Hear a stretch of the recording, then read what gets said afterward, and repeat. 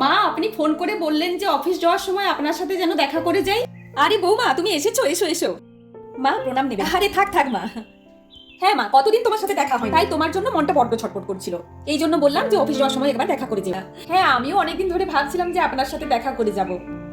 মা আপনি তো বাড়িটা খুব সুন্দর পরিষ্কার পরিচ্ছন্ন রেখেছেন। বাহ, চারদিক যেমন ঝকঝক করছে। না না ওই আর কি, একটু আধটু যতটুকু পারি আর কি। আচ্ছা বৌমা টিফিন নিয়েছো তো?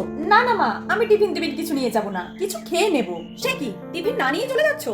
না না তুমি দাঁড়াও, আমি লুচি তরকারি করে রেখেছি, তোমাকে টিফিনে দিয়ে দিচ্ছি। দাঁড়াও দাঁড়াও তুমি দাঁড়াও।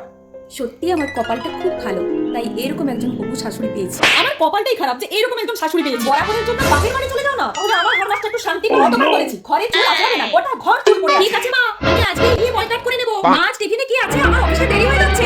হোটেলে খাবে না হলে রুটি আর আলু ভাজা আছে নিয়ে নাও। কি আজও সেই রুটি? দিন দিন রুটি কে খায় মা? সাহেবের পেট ভালো লাগে না।